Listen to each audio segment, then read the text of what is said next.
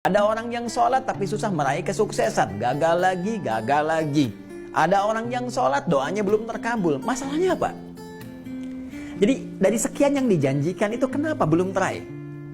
Ini pun teman-teman sekalian tidak luput dari keterangan Al-Quran, tidak luput dari jawaban Al-Quran. Bahkan sebelum saya, Anda, kita bertanya, Allah sudah lebih dulu menyampaikan keterangan kepada kita.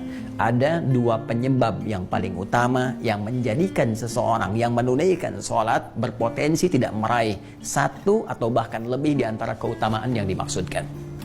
Jawaban pertama terdapat dalam Al-Quran surah kedua Al-Baqarah di ayat ke-45, kemudian solusinya ayat 46-nya.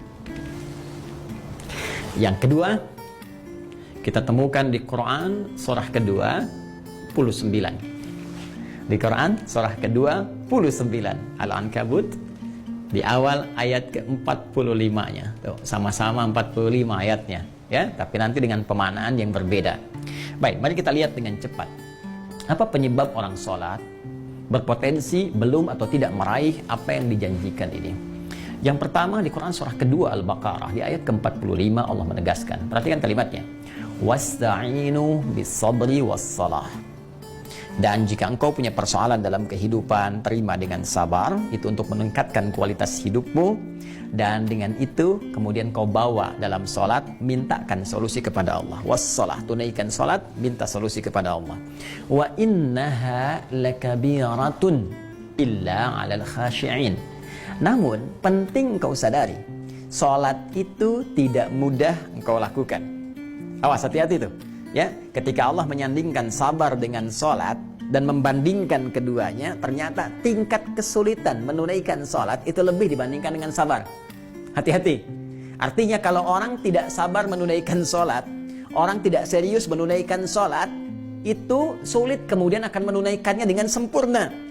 Jadi lebih mudah dalam bandingan Al-Quran, lebih mudah kita belajar berikhtiar untuk sabar dibandingkan kita menyempurnakan untuk menunaikan sholat dengan baik. Kalau kita tidak serius.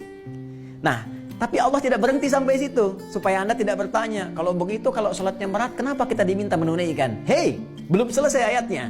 Allah berikan jalan supaya sholat ini mudah ditunaikan oleh kita. Tapi kalau Anda nggak ikuti jalannya, tetap akan sulit bagi Anda. Jelas, seperti Anda nggak tahu ilmu sabar. Karena nggak tahu ilmu sabar, susah bersabar. Nggak tahu ilmu sholat, ya susah sholat dengan baik. Maka ayatnya kemudian memberikan penjelasan kepada kita, illa 'alal khashi'in, kecuali bagi orang-orang yang khusyuk dalam sholatnya. Jadi untuk menjadikan sholat itu termaknai, sholat itu mudah kita tunaikan, sholat itu benar kita tunaikan, kata Al-Quran pertama, tunaikan sholat itu dengan khusyuk. Ini poinnya. Khusyuk. Jadi kalau kita ingin meraih keutamaan-keutamaan ini yang dijanjikan, hal-hal yang tadi dimaksudkan, maka syarat pertama kata Allah, tunaikan dengan khusyuk. Kalau nggak khusyuk jadi berat sholatnya.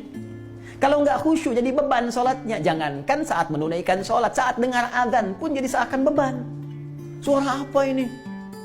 Ini kok panggilan tiap hari datang terus? Ya Allah, iman Anda di mana, Cepi? Jadi kalau kita nggak khusyuk susah. Nah, karena itu penyebab yang pertama kalau ada orang belum meraih apa yang dimaksudkan, boleh jadi sholatnya belum khusyuk. Pertanyaan susulannya, bagaimana supaya kita bisa khusyuk sholatnya ya Allah? Bagaimana cara khusyuk yang baik itu? Maka Allah memberikan jalan kepada kita. Jalan pertama langsung di ayat ke-46-nya. Ini poinnya. Perhatikan caranya. Alladzina yadhunnuna annahum mulaqu rabbihim. Satu. Wa annahum ilaihi raji'un. Dua. Ini rumus cepat untuk khusyuk dalam sholat. Ya, bagian pertama, rumus cepat untuk khusyuk.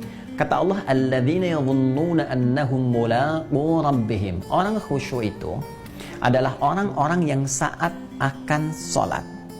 Awas, tolong garis bawahi. Ternyata khusyuk itu dimulai fasenya dari sejak akan sholat. Jadi jangan langsung dipahami saat sedang sholat. Ya, karena ternyata kekhusyuan itu untuk mendatangkan kekhusyuan fasenya dimulai saat akan sholat. Nah, orang khusyuk ini udah kelihatan saat akan sholat. Bagaimana penampakannya?